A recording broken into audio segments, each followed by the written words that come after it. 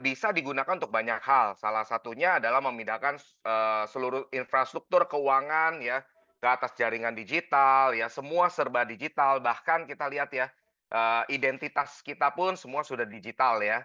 Bahkan surat hak milik rumah sudah digital. Jadi semuanya sudah serba digital.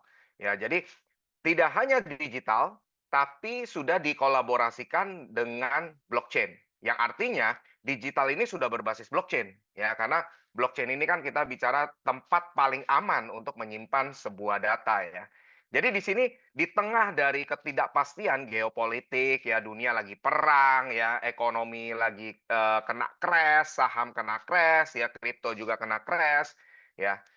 Jadi sehingga semua orang ini sudah mulai mencari yang namanya sebuah sistem yang lebih netral, transparan, dan efisien, ya. Dan di sini kita juga melihat bahwa sudah terjadi yang namanya disruption, ya, pergeseran dari sistem keuangan konvensional bergeser menjadi sistem keuangan digital. Nah, inti dari pergeseran yang saya maksud ini adalah dari bank ke protokol ekonomi konvensional ya, yang tadinya bersifat tertutup, lambat ya, bahkan kalau kita lihat ya kirim uang ke luar negeri itu lambatnya luar biasa gitu kan. Nah, sekarang sudah terintegrasi ya, sudah terintegrasi dengan teknologi blockchain. Ya, jadi di sini kita sudah lihat ya, ada 2 terobosan besar yang terjadi, di dunia ini, yaitu yang pertama adalah tokenize atau tokenisasi, reward asset atau aset dunia nyata ya. Sebagai contoh, orang yang punya lukisan ya, album musik ya, sertifikat, saham ya, bahkan surat utang, properti, mobil sekalipun ya, itu sudah ada istilahnya, ditokenisasi ya.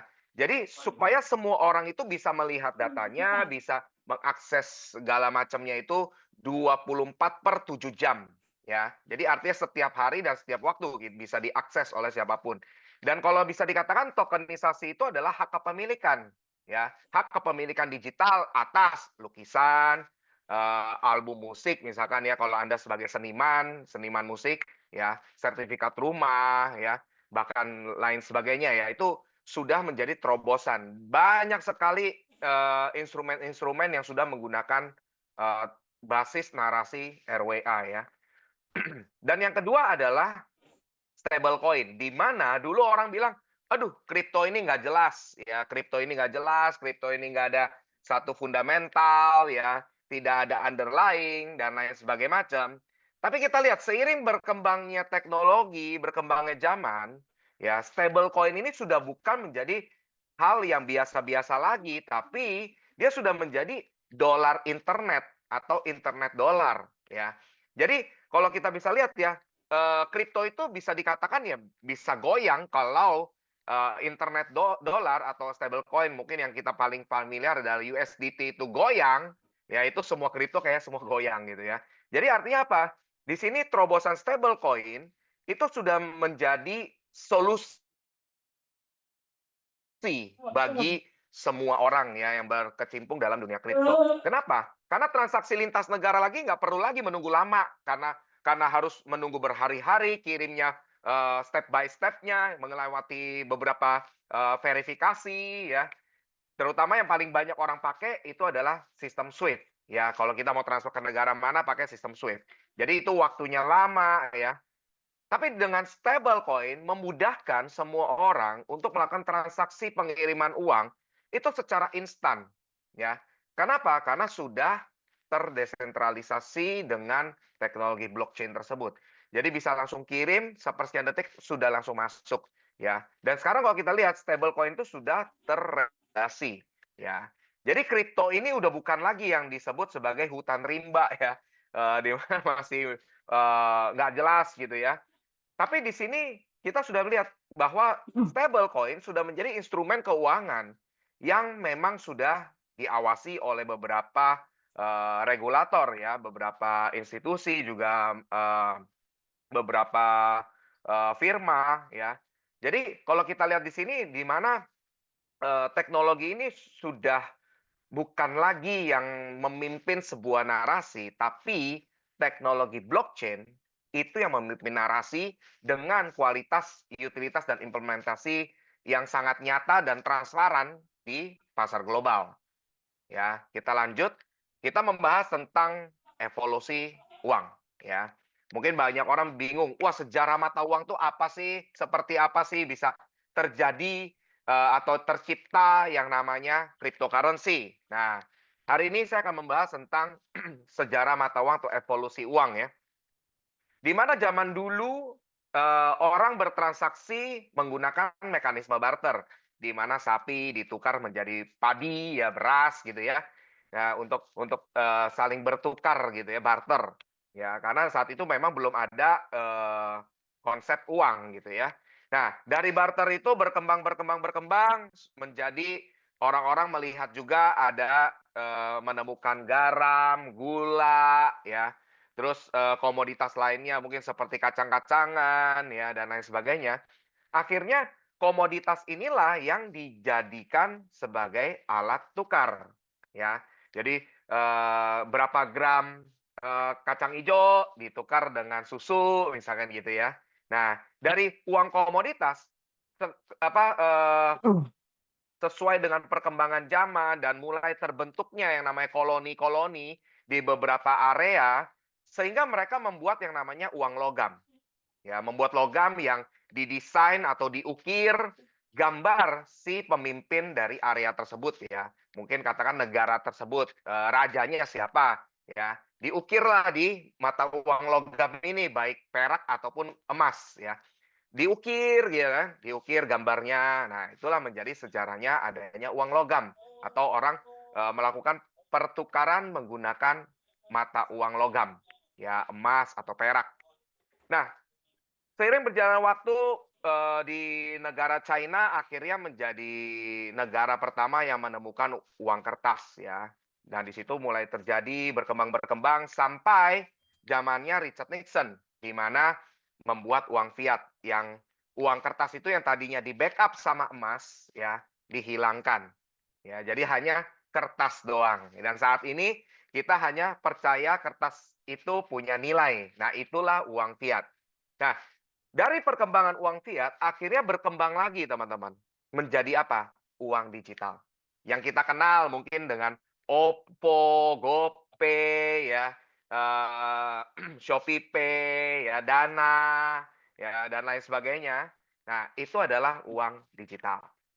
Ya, dari uang digital berkembang lagi menjadi cryptocurrency dan ke depan ini kita sudah lihat semua ini arahnya semua ke kripto. Bahkan semua orang berbagai macam bidang sudah mulai beralih ke kripto, ya. Karena kripto, mata uang kripto itu lebih transparan, jumlahnya terbatas, ya, dan tidak bisa dimonopoli oleh segelintir orang, ya. Semuanya konsep konsensus.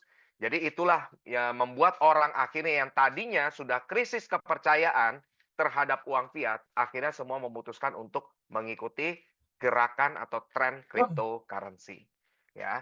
Nah, sekarang kita ngelihat perbandingan industri, ya, di mana industri keuangan konvensional kita bandingkan dengan industri ekosistem kripto, ya. Secara otoritas, keuangan konvensional itu sentralisasi, ya, artinya diatur oleh bank sentral dan pemerintah. Tapi kalau kripto itu tidak sentralisasi, alias disebut desentralisasi. Karena tidak diatur oleh otoritas bank sentral ataupun pemerintah, ya. Jadi artinya segala macam kebijakan dan lain sebagainya itu benar-benar tidak diatur oleh segelintir orang ataupun segelintir apa komunitas kecil ya, tapi semuanya itu terdesentralisasi. Ya, semua punya hak yang sama, punya suara yang sama untuk bisa melakukan seperti DAO, ya, konsensus. Kemudian secara akses stabilitas, ya, keuangan konvensional itu terbatas, ya. Kenapa terbatas? Karena kalau kita mau melakukan transaksi itu dalam jumlah besar, ya, kita harus menggunakan identitas, betul ya? Dan kalau kita mau mau kredit, ya, kita mau pinjam juga perlu identitas. Dan ada yang namanya juga skor kredit, ya. Ketika Anda sering gagal bayar, ya otomatis skor kredit Anda jelek gitu ya, dan Anda kalau mau minjem lagi udah nggak bisa. Dan kalau secara akses juga, uang konvensional itu, terutama yang di bank ya, ada jam kerjanya ya. Jadi kalau Anda malam-malam Anda mau tarik duit yang dalam jumlah besar nggak mungkin bisa. Karena ATM cuma bisa berapa puluh juta doang gitu kan. Nah, jadi kalau mau tarik dalam jumlah besar nggak bisa dan itu sangat terbatas. Tapi kalau ekosistem kripto itu terbuka bagi siapa saja ya. Artinya tidak perlu ada apa verifikasi dari, orang gitu ya istilahnya ya. Jadi semuanya itu sudah ada di dalam internet dan berjalan secara autopilot 24 jam, ya. Jadi bisa dikatakan sebagai permissionless, ya. Jadi kalau semua orang melakukan transaksi kripto dalam jumlah berapapun bisa, selama ada saldonya ya. Kalau nggak ada saldonya ya nggak bisa gitu ya. Nah,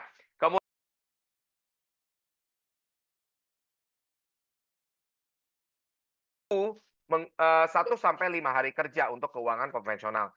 Sedangkan kalau kripto itu instan. Ya, hitungan detik, sepersekian detik. Jadi anytime Anda bisa melakukan transaksi tersebut, ya. Dan secara transparansi juga kita tahu keuangan konvensional sangat amat tertutup. Kita nggak tahu uang itu diputar di mana, hutangnya realnya ada berapa, ya, sudah dibayar berapa, kita nggak ada yang tahu gitu ya.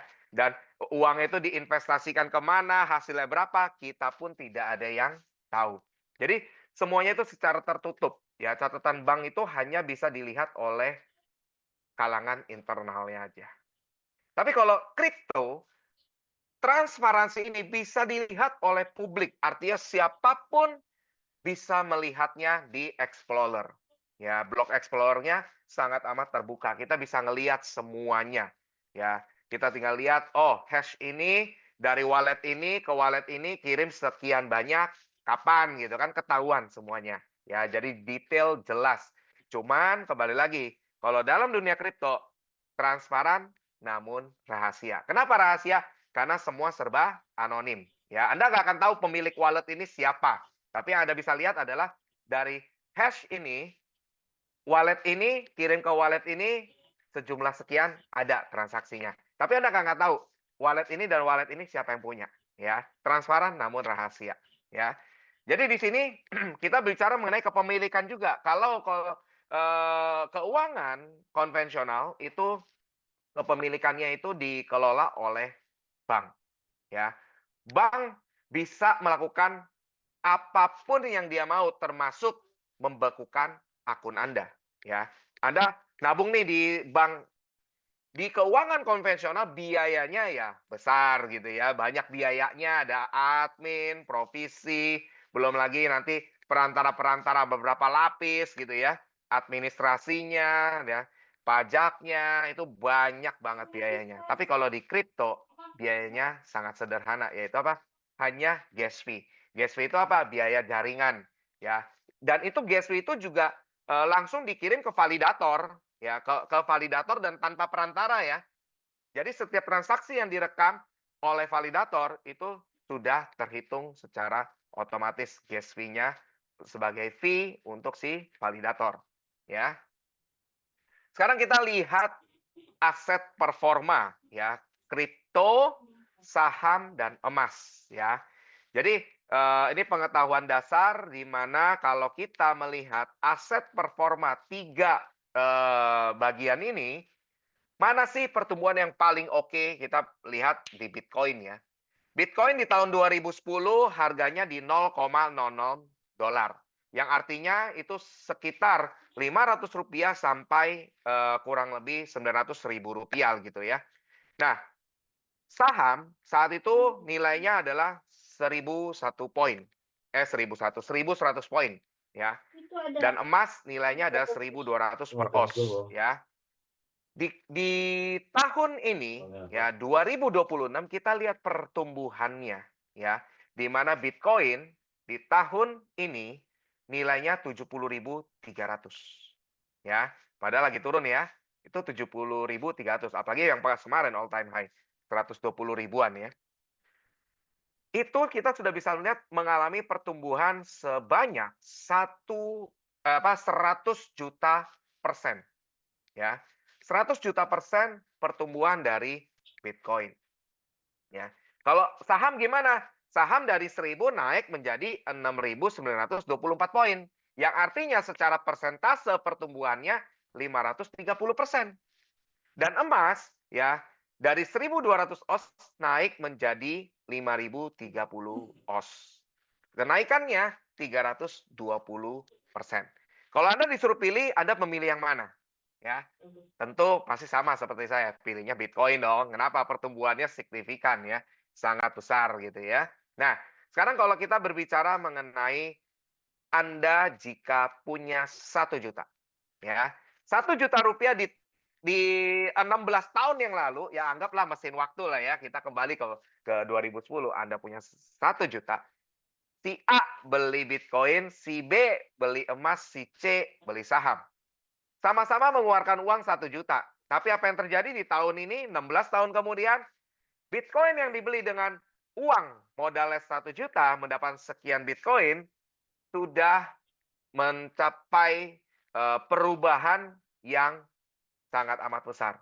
Ya, 1 juta menjadi 1,5 triliun sampai 2 triliun. Ya. Kalau emas juga sama, kenaikannya ada. Ya. 1 juta Anda yang Anda pakai buat beli emas di tahun 2010, sekarang nilainya menjadi 4,2 juta. Ya. Dan saham juga sama ya.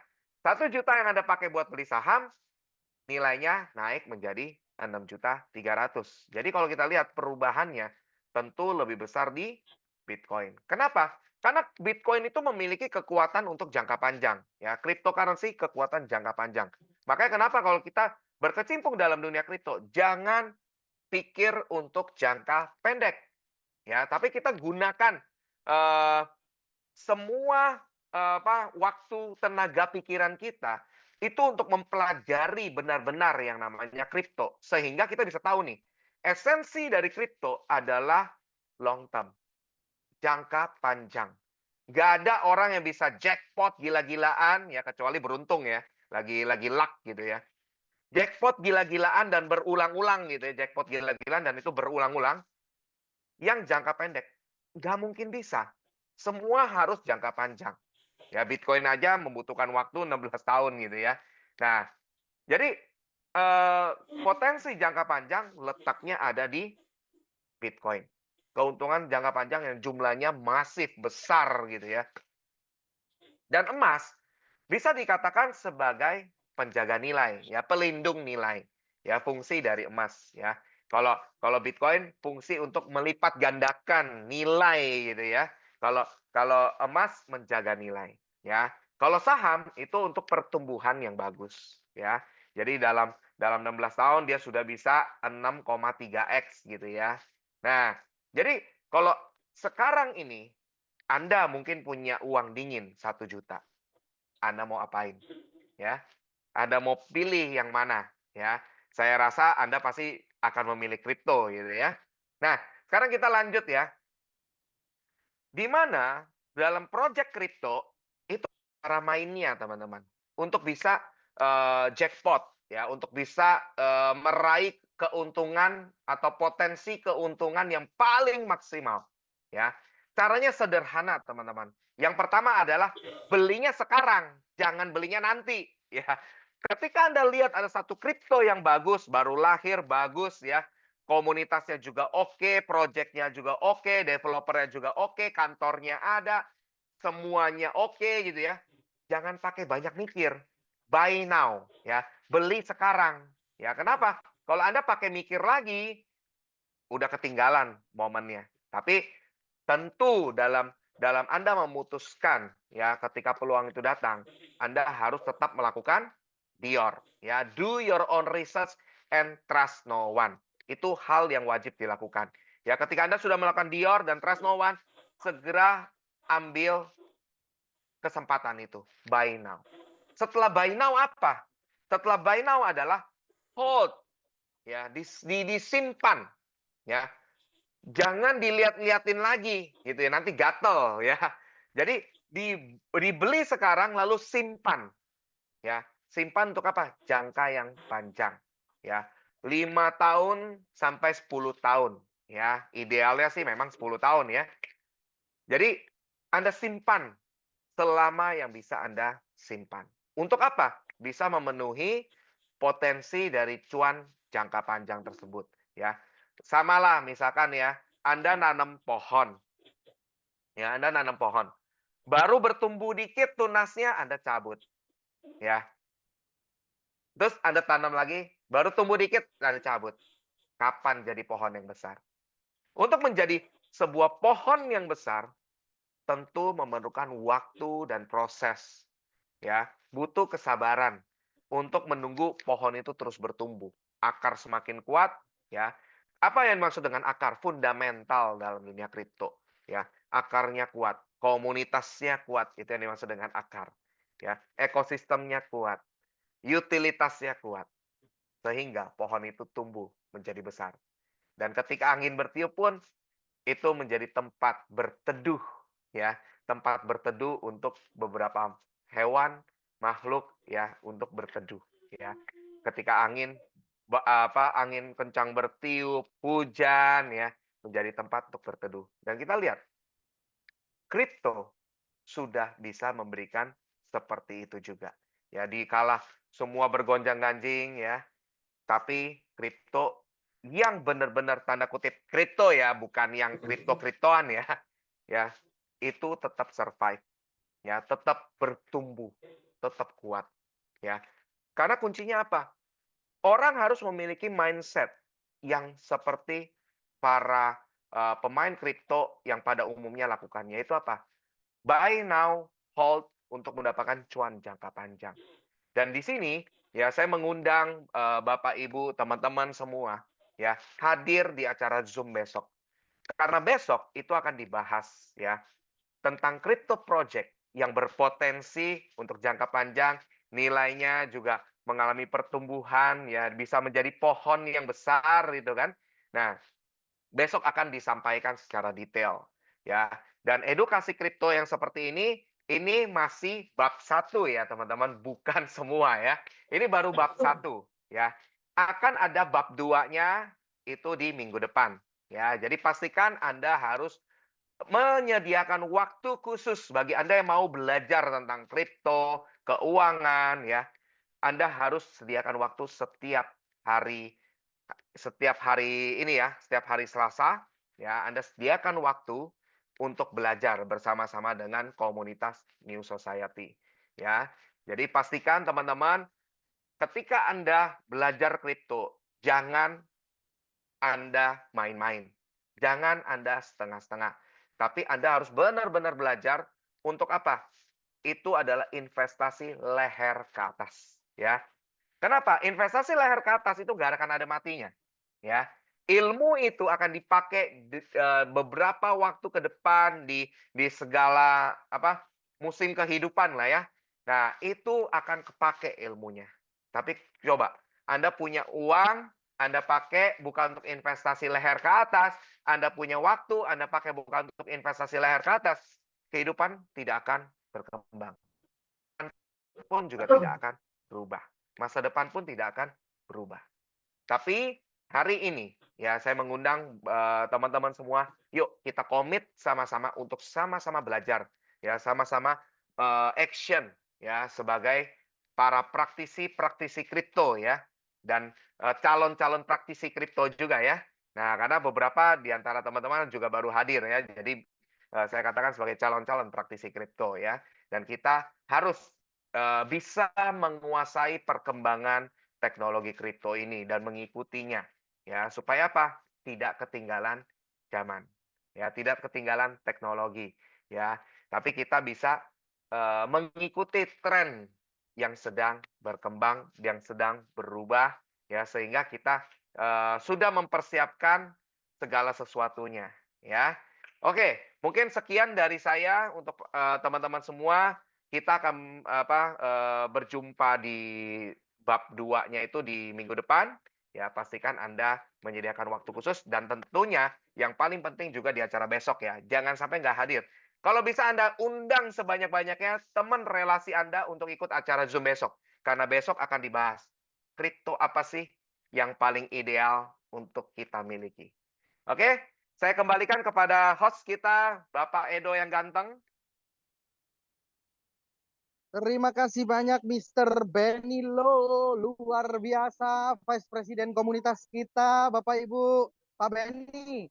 Sebelumnya saya sudah sampaikan di pesan obrolan Zoom malam hari ini bahwasanya akan ada Q&A atau sesi tanya jawab dan yang berhubungan dengan materi yang sudah Pak Benny sampaikan.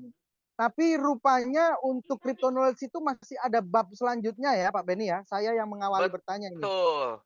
Karena kalau saya mau bahas semua kayaknya kita akan selesai kalau kita start tadi ya, mungkin kita akan selesai di hari Kamis jam 12 malam kayaknya. Boleh dikasih clue tidak Pak? Untuk bab selanjutnya itu materinya seperti apa? Sedikit-sedikit Pak. Wah, kalau saya kasih clue nanti nggak asik dong. Oke, Gimana jadi kalau saya kasih sedikit clue-nya, ya, boleh. sedikit clue-nya. Anda bisa tanya ke ke upline Anda masing-masing ya. Tentunya masih di sektor keuangan dan kripto. Ilmu untuk bab selanjutnya. Tapi yang Luar paling mendalam biasa. nanti dari sisi kriptonya ya. Karena ini kalau dari Yes. sisi keuangan ini kita belum bahas tuntas. Ya, nanti akan ada lagi pembahasan yang lebih dalam lagi di minggu-minggu selanjutnya. Jadi pastikan don't miss it. Ini sebenarnya ada beberapa pertanyaan Pak Benny, cuman sedikitnya kurang tepat dengan materi kita malam hari ini ya. Lebih ke pendekatan dengan downline. Apakah kiranya speaker kita, Vice President kita berkenan menjawab, Pak Benny? eh Kalau bisa sih yang terkait dengan topik ya. Kalau Yes. terkait dengan, kripto better sih di besok, karena besok memang materi khusus untuk kripto. Ya kalau kita ini Ya, sekarang lebih ke crypto knowledge, finance knowledge, ya, supaya kita, mendapat satu pengetahuan basic gitu ya, untuk kita bisa mengenal kripto, sejarahnya apa sih sampai bisa mengenal kripto. Nah mungkin, pertanyaan itu harus terkait dengan itu. Misalnya orang yang masih awam banget tentang kripto, masih ada yang kurang paham, nah mungkin bisa ditanyakan. Cuman kalau yang di luar dari pembahasan malam hari ini mungkin bisa disesuaikan dengan topik-topik di sesi hari lainnya gitu kan. baik, Pak Benny. Di sini ada pertanyaan yang menurut saya juga ini ada kaitannya dengan materi malam hari ini. Mhm. Pertanyaannya lebih kurang sebagai berikut. Saya izin membacakan dari Bapak Drago Fokedo ya. Pak, tentang keamanan wallet, bagaimana cara simpan frasa yang terbaik? Oke, cara simpan frasa yang terbaik adalah pertama, ya paling paling paling ini ya, paling oke ya, Anda beli plat besi yang bisa ditempel huruf besi atau diukir, ya. Anda tinggal ukir, frasenya di plat besi itu. Kalau nggak salah di online tuh ada jual plat besinya, cuman dia pakai tempelan ya, tempelan plat juga untuk huruf-hurufnya. Nah, itu yang paling oke. Kenapa? Karena kalau bakar pun masih ada gitu ya. Nah, kalau kita di kertas kan bisa kebakar ya resikonya ya, kebakar hilang gitu kan frasenya. Nah, jadi paling bagus memang ya di plat besi gitu ya, di plat besi, yang bisa diukir ya, atau plat besi yang memang, hurufnya itu bolong gitu ya, tapi ditempel hurufnya gitu. Jadi kalau seandainya kebakar pun, masih aman. Ya kalau di kertas memang rentan atau di buku ya, itu rentan untuk kena banjir gitu ya, kena banjir, kebakaran, kebakar gitu kan, basah dan kebakar itu beresiko, ya. Dan jangan lupa juga ketika Anda sudah menyimpan frase itu, jangan ditaruh di tempat sembarangan, ya. Kenapa? Karena kalau diambil orang, dia bisa buka dan bisa diambil ya semuanya isi-isinya. Jadi disimpanlah di tempat yang paling aman, ya frase itu. Nah, dan juga tentunya dikasih bocoran dikit ya, kasih clue lah kepada calon ahli waris nanti kitanya ya, karena kalau mereka nggak tahu ini apa, dia dibuang juga sama mereka ya hilang juga gitu ya. Jadi harus disimpan dan diberitahukan kepada calon ahli waris ya, supaya kalau kita kenapa-napa, dia bisa tahu cara bukanya. Nah, seperti itu Pak Edo. Luar biasa, sangat jelas, sangat padat. Terima kasih Pak Beni. Ini ada pertanyaan tambahan dari username yang sama ya, Bapak Draco Fokedo. Jika frase lupa, bagaimana atau apa solusi dari developer atau perusahaan yang mengeluarkan produk wallet tersebut? eh yang mengeluarkan produk wallet kan kalau contoh lah ya, kita lihat Trust Wallet kan Binance ya. Solusinya sih nggak ada kalau frasenya hilang. Kalau frase hilang sama aja, kripto Anda yang di wallet tersebut terkubur selamanya dan tidak ada seorang pun yang bisa buka lagi. Ya makanya, kalau kita, simpen frase itu kalau bisa di-copy 3. Ya jadi ada tiga kopian gitu ya. Jadi kalau satu hilang masih pegang 2 gitu ya, dan taruh di tempat yang berbeda gitu. Karena kalau hilang, ya udah, karena dalam dunia kripto itu, self custody kan, kita yang harus bertanggung jawab sendiri. Bahkan yang buat wallet itu, dia tidak bisa juga untuk bisa membuka, wallet yang Anda tanda kutip "kehilangan frasenya". Ya developer pun nggak bisa, ya. Jadi orang yang buat wallet itu, ya hot wallet ataupun cold wallet, kalau hilang developernya pun nggak bisa apa-apa, ya. Jadi kalau sampai bisa apa-apa ya dia nggak bakal laku.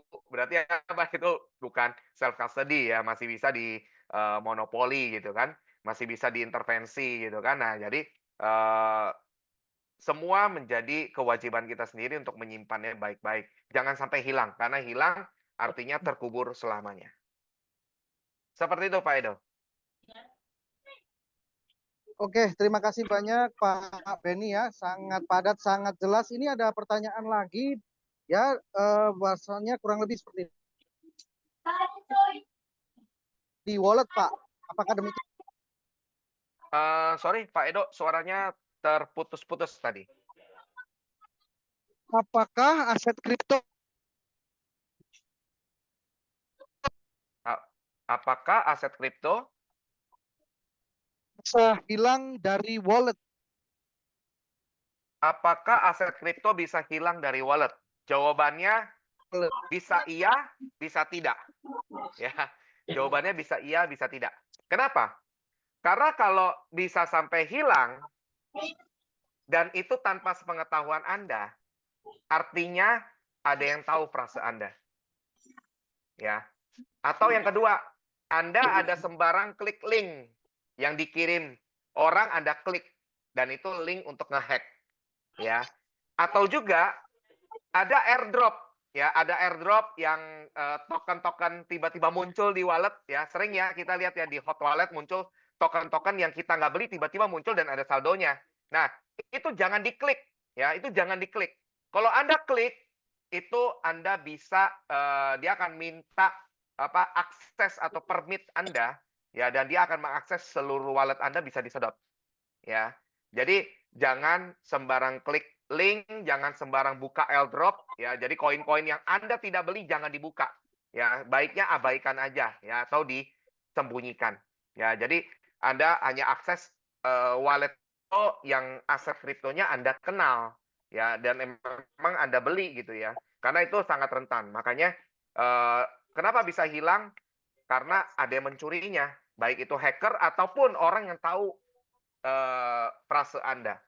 Ya, makanya harus simpan baik-baik. Kalau kalau kita doang yang tahu, kita simpan di tempat yang aman dan tidak pernah klik link sembarangan, tidak pernah buka-buka, crypto airdrop sembarangan, saya rasa tidak akan pernah bisa hilang, ya. Jadi kalau mau lebih aman lagi ya Anda harus punya cold wallet, ya. Wallet dingin ya, berbentuk apa, berbentuk hardware, ya, berbentuk seperti ada yang USB, ada yang bentuknya mirip hard disk, ya itu lebih aman ketimbang, hot wallet, ya. Tapi hot wallet aja itu sudah aman ketimbang Anda taruh di exchanger, ya, karena exchanger itu bukan tempat penyimpanan kripto ya, ingat ya. Exchanger itu tempat perdagangan kripto. Kalau tempat penyimpanan kripto itu adalah hot wallet atau cold wallet, wallet dingin atau wallet panas, ya. Jadi bukan di exchanger, ya. Nah, kadang banyak orang mikir, "Ah, taruh duit di exchanger." Ah, sekali exchanger-nya kena hack, sekali exchanger-nya pilot, aset Anda hilang selamanya juga. Jadi simpanlah di tempat yang seharusnya dengan cara yang seharusnya. Seperti itu Pak Edo. Ya, ini ada masukan Pak Beni dari username Mister Funny Cuan.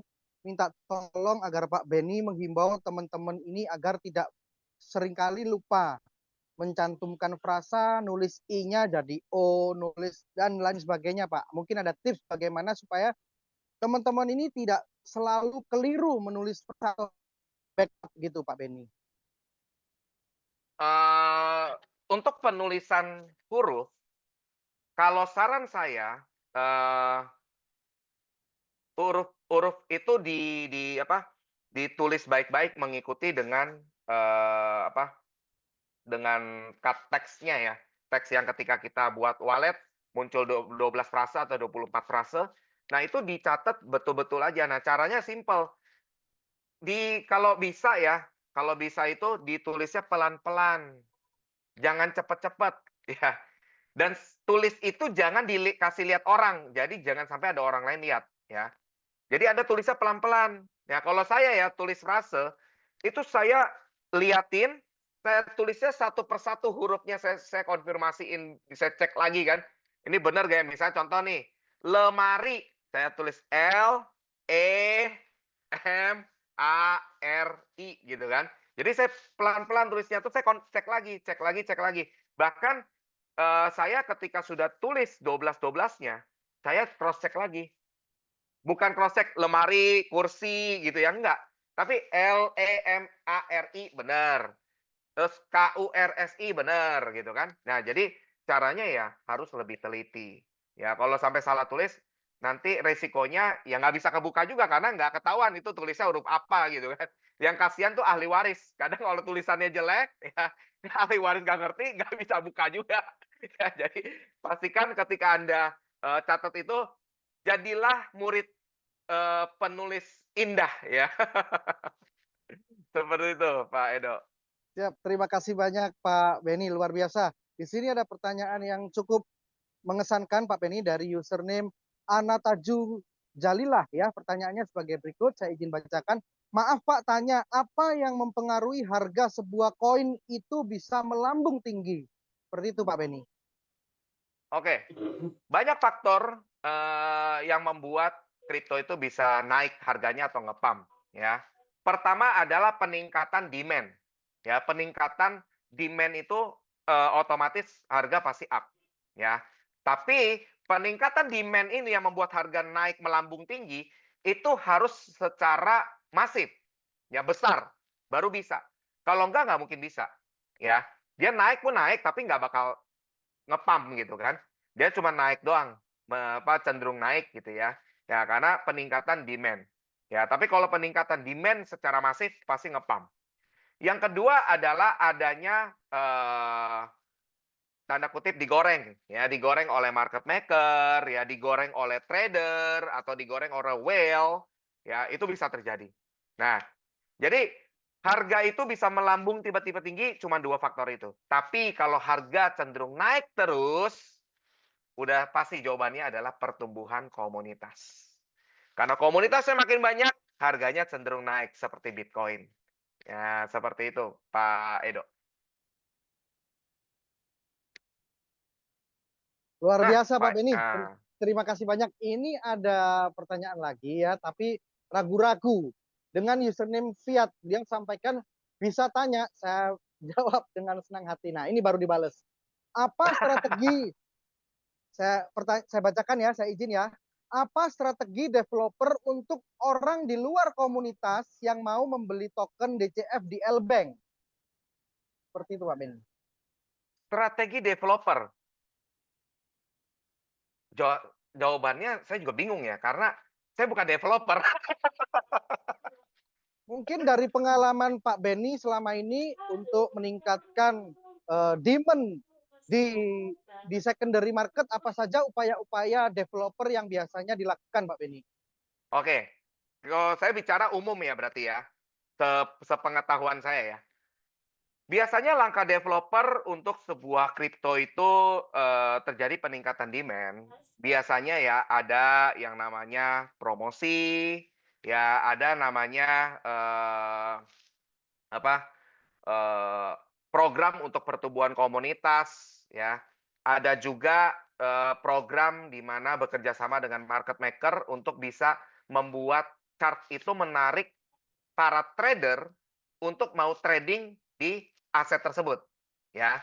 Nah, ketika trader masuk, berarti kan salah satu demand juga, ya kan? Nah, ketika mulai trader masuk, ya in out in out in out itu akhirnya membuat, chart itu hidup. Dan ketika hidup itu membuat lebih banyak lagi calon-calon holder yang mau nge-hold. Nah, ditambahnya pertumbuhan komunitas, ya, promosi online dan lagi segala macam, maka dipastikan dalam masa mendatang nilainya akan naik terus. Seperti itu. Wow, luar biasa. Otomatis volume transaksi jadi meningkat terus ya, Pak Beni Yes, ya. ketika volume transaksi meningkat, banyak orang yang trust. Luar biasa. Terima kasih banyak Pak Beni. Ya, mungkin sebenarnya begini Pak Beni. Ini yang mau saya sampaikan dan saya mungkin terlambat menyampaikan. Kolom obrolan ini hanya dibuka untuk host dan juga co-host. Dari kolom obrolan saya belum nampak lagi partisipan kita yang bertanya. Mungkin di kolom obrolan Pak Beni sendiri ada yang bertanya? Oke, coba ya saya cek. Ada, coach minta PDF-nya. Waduh. Nanti kalau dikasih PDF-nya nggak ikut-ikut lagi edukasi. Oke, terus apa lagi nih? Mmm, sepertinya tidak ada. Iya, tidak ada, Pak, Pak Edo.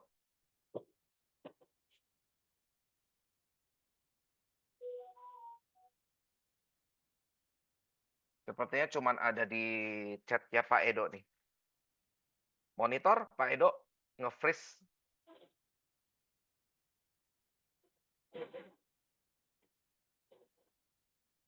Ini Pak Edo yang nge-freeze atau saya yang nge-freeze ya? Sepertinya Pak Edo yang nge-freeze nih. Oh, tidak bergerak. Monitor Pak Edo? Mohon maaf Pak Beni, saya force close ya. Nah, Saya force iya, close tadi.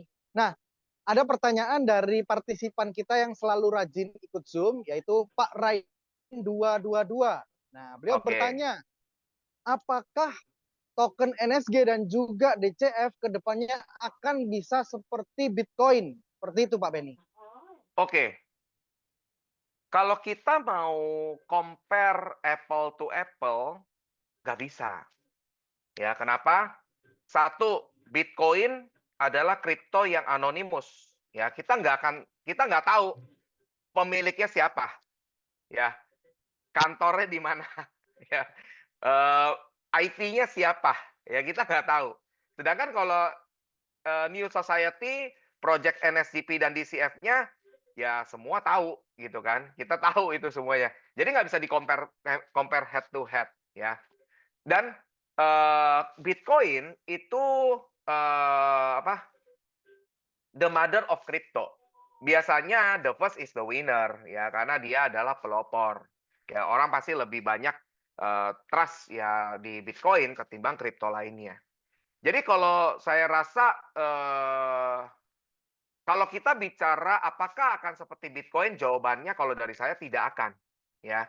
Tapi potensinya dalam hal kenaikan harga di masa mendatang, yes, ya. Tapi kalau nilainya bisa sampai satu koin atau satu token NSC maupun DCF bisa mencapai 1 miliar, kayaknya kita butuh komunitas sebanyak Bitcoin juga kayaknya ya, baru bisa.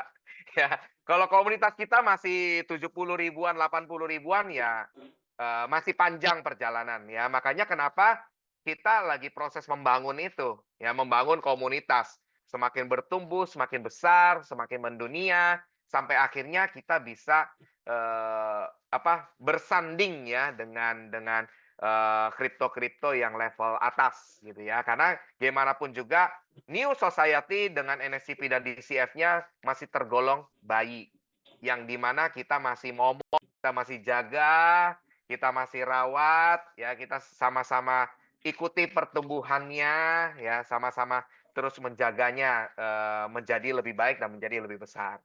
Ya, jadi kalau kita bicara potensi, yes, ya potensi kenaikan harga, yes, jangka panjang. Tapi kalau akan sama seperti Bitcoin, dengan harga 1 miliaran, 2 miliaran, ya kayaknya masih jauh. Bisa aja, cuman masih jauh perjalanan.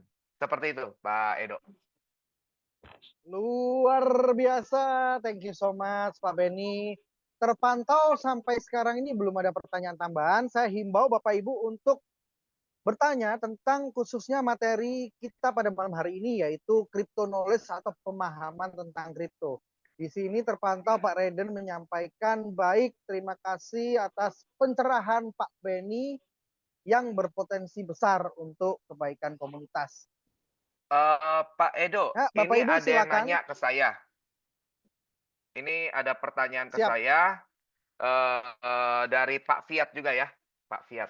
Wah, mentang-mentang, tema kita Fiat ya, ada Fiatnya ya, jadi username juga Fiat nih. Pak Ben, kenapa nggak ada market buy dan sell di DEX? Kenapa langsung di CEX? Teman-teman harus memahami, DEX dan CEX itu berbeda, ya. CEX itu centralized exchange, sedangkan DEX itu decentralized exchange, ya. Kalau kita bicara level ya, kalau listing pertama CEX, ya, berarti itu bonafit. Nangkep ya? Listing pertama itu di CEX, itu bonafit. Ya, kenapa? Biaya listing di DEX itu mahal banget ya, mahal. Kalau listing di DEX murah. Ya, kalau listing di DEX murah ya. Ya, jadi kalau kita lihat, kenapa listingnya di DEX? Ya, kita secara apa, status ya kita bonafit gitu ya. Kalau DEX mah gampang, listing di DEX mah gampang banget, ya kan? Banyak kok meme coin semua di apa, di DEX. Coba lihat, meme coin berapa banyak yang tembus DEX? Coba, ya kan? Hampir hampir sedikit yang tembus CEX ya. Tembusnya di DEX doang, karena DEX itu ya siapapun bisa gitu. Tapi kalau CEX nggak bisa, karena harus melewati beberapa validasi, beberapa verifikasi ya, dan tidak mudah untuk listing di CEX. Apalagi kan ada tier 1, tier 2, tier T gitu ya. Nah, jadi 1, 2, 3 ini makin atas makin susah, ya makin berat, ya ada banyak syarat. Ya kalau DEX itu nggak pakai syarat, yang penting apa? Listing, ya listing, bayar sekian untuk administrasinya, ya kan? Dan mau ada liquidity nggak ada liquidity mah nggak apa-apa kalau di DEX gitu ya. Tapi kalau CEX harus ada liquidity, ya karena CEX itu nggak bisa main-main. Nah jadi kenapa di buy and sell-nya di CEX? Ya karena CEX itu ya bonafit ya. Nah, terus, kalau DEX ada market maker juga nggak sih Pak Ben? Semua DEX dan CEX ada market maker. Jadi, tergantung ya, tergantung, si developer-nya mau pakai market maker atau enggak, tergantung juga ada market maker yang memang mau bermain atau tidak di beberapa aset kripto, ya karena market maker itu bukan selalu dipakai oleh developer, kadang market maker itu bergerak secara independen, secara mandiri emang untuk meraup keuntungan di market, seperti itu. Oke, terima kasih banyak Pak Beni ya. Di sini terpantau kolom obrolan saya masih belum ada lagi pertanyaan yang berhubungan dengan materi kita malam hari ini. Kalau sekedar pertanyaannya ada ini, tapi kurang tepat mungkin kalau ditanyakan hari ini ya Bapak Ibu. Please, Bapak Ibu saya himbau kita masih punya banyak waktu bila mana Bapak Ibu ingin menanyakan pertanyaan yang sesuai dengan materi kita malam hari ini, yaitu crypto knowledge atau pemahaman tentang kripto yang sudah disampaikan oleh Vice President kita, yaitu Mr. Benilo. Nah, ini Mr. Fiat nih, saya mau tanya lagi. Silakan Pak Fiat, kami tunggu Pak. Boleh ke saya, boleh ke Pak Beni.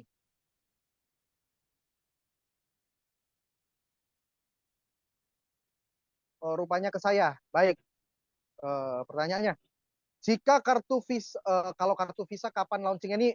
Bukan hari ini, Pak Fiat. Ditanyakannya lain kesempatan ya. Materi kita hari ini adalah crypto knowledge atau pemahaman atau ilmu tentang industri kripto aset.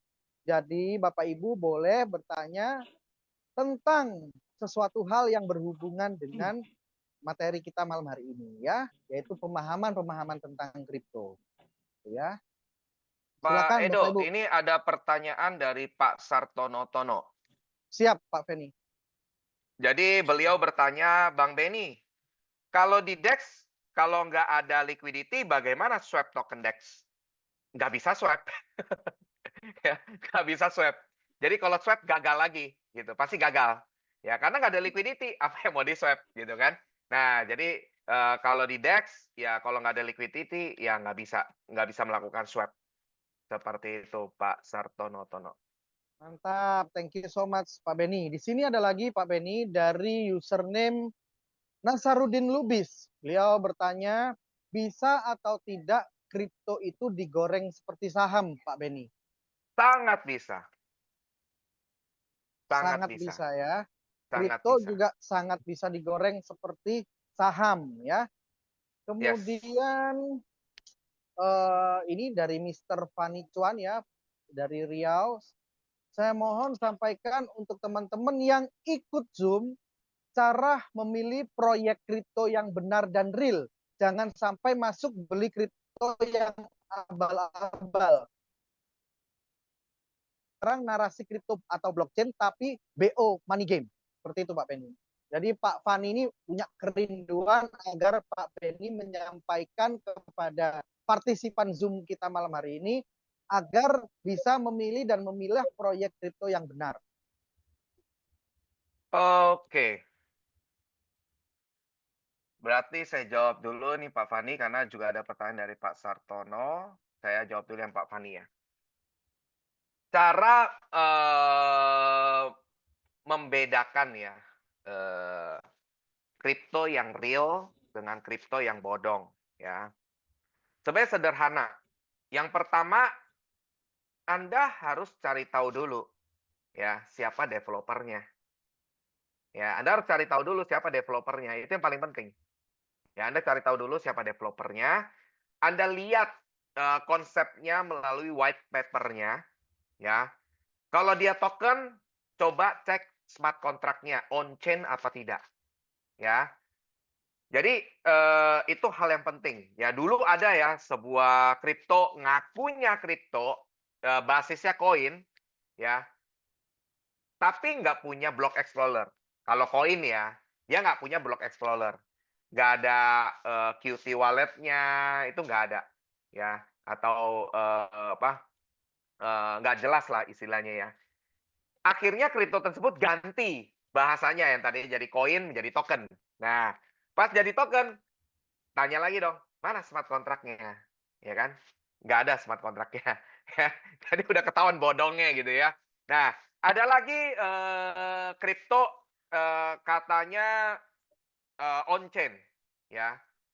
Tapi ketika dibuka di hot wallet, kita masukin ya, jaringannya misalnya BEP20, kita masukin address walletnya ya, nggak muncul, ya nggak ada.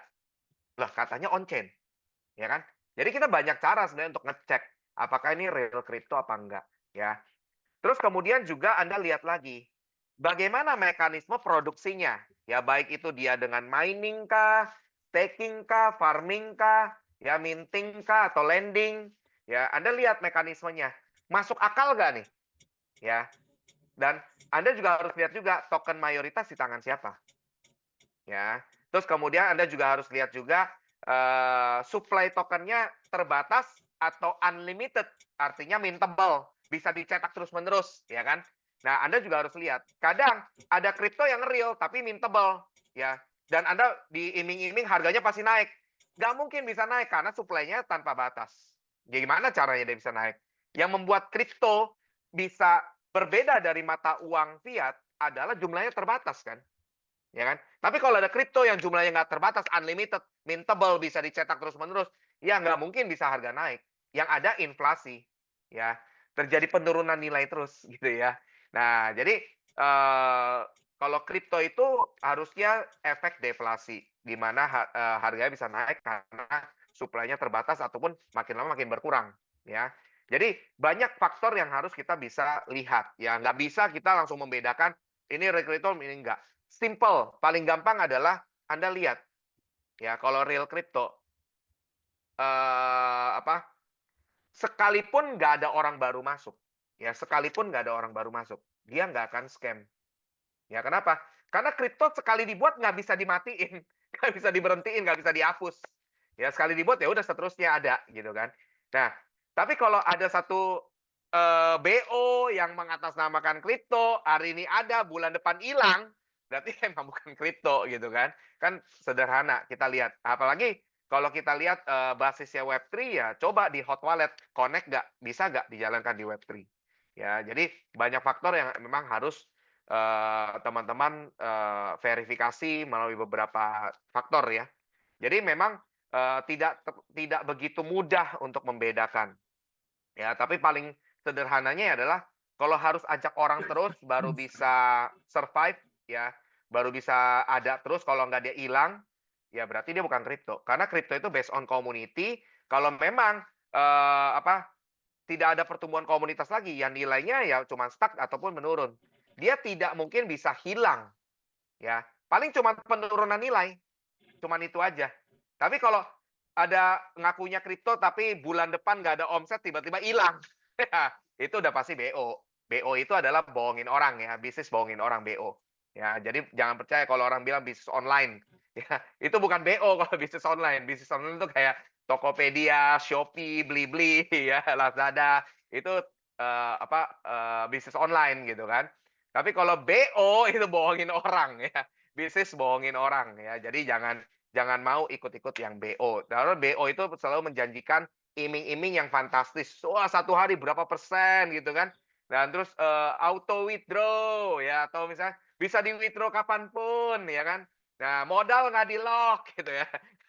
Itu hati-hati ya, kalau kalau mau harus benar-benar investasi leher ke atas dulu, supaya bisa membedakan. Ya, caranya sederhana kalau mau membedakan, sering-seringlah ikut edukasi setiap hari Selasa. Betul ya Pak Edo?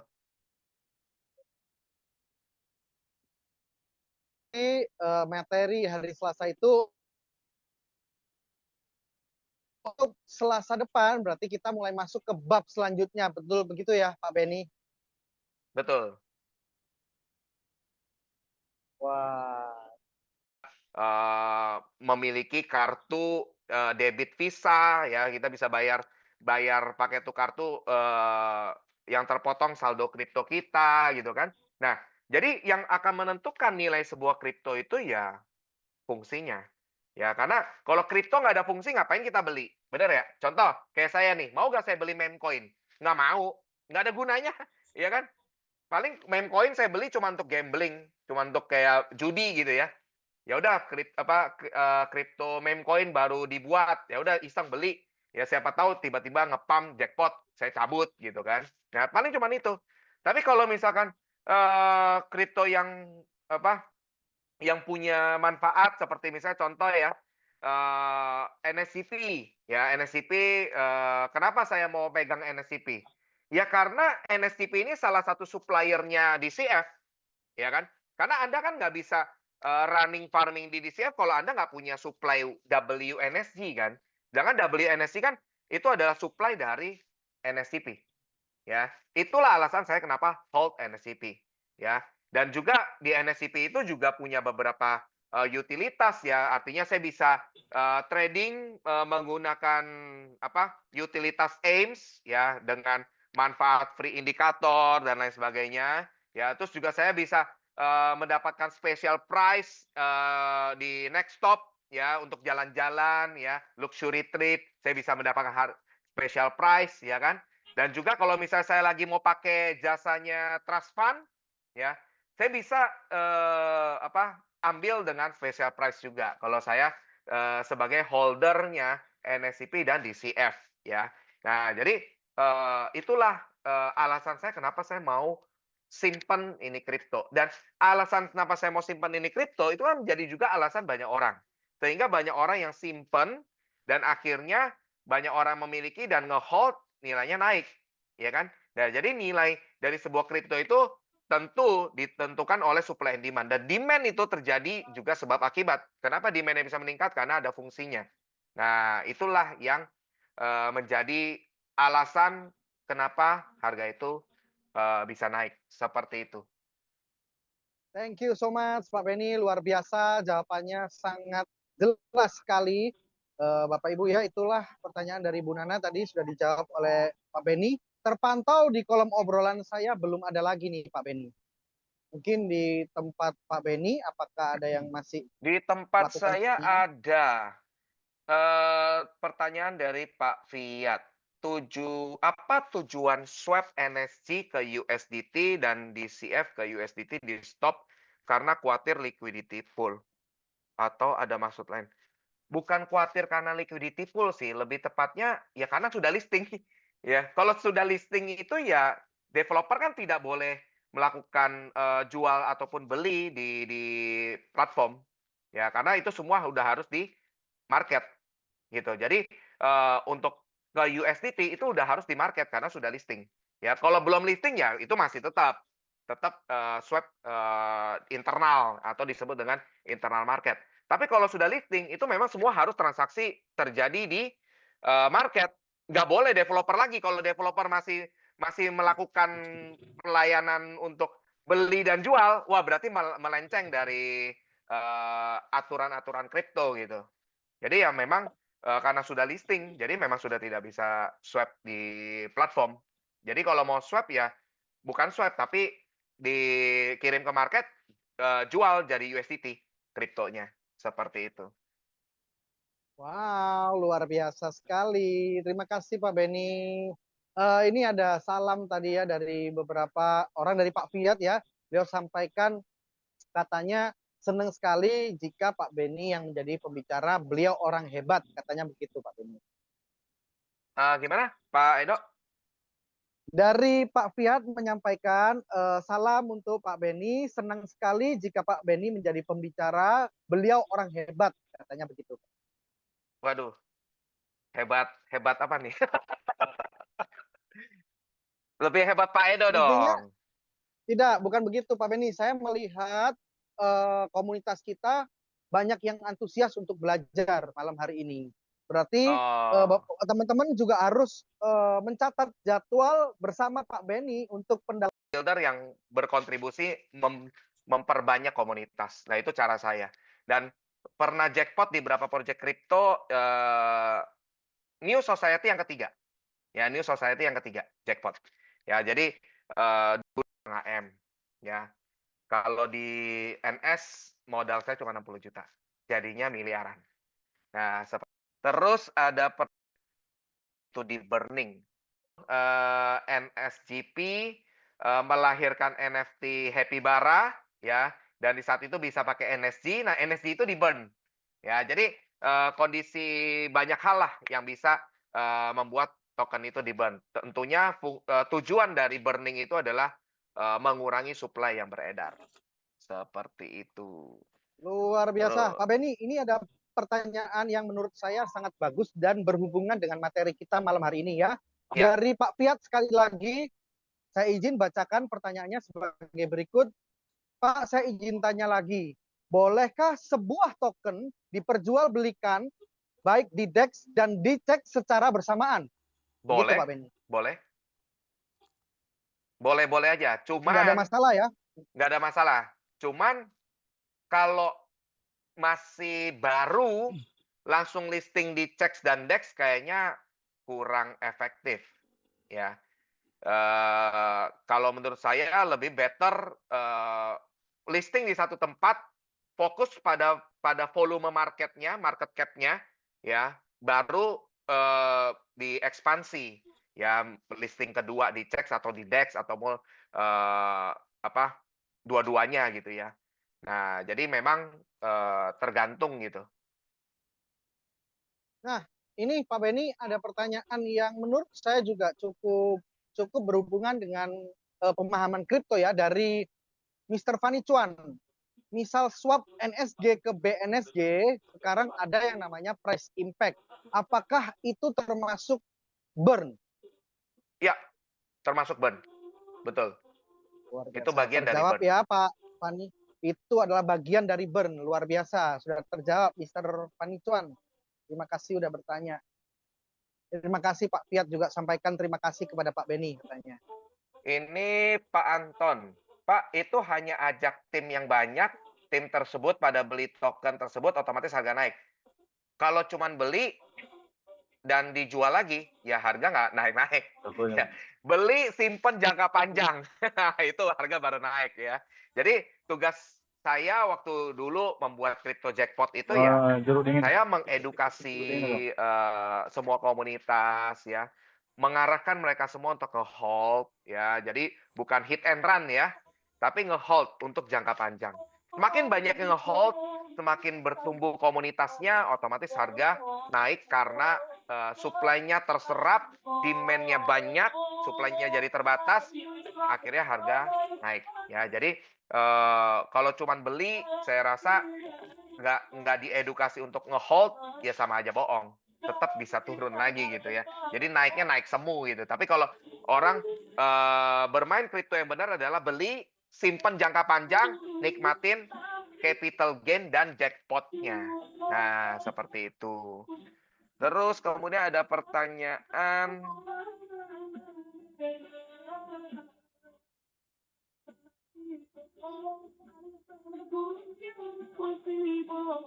dari siapa ini?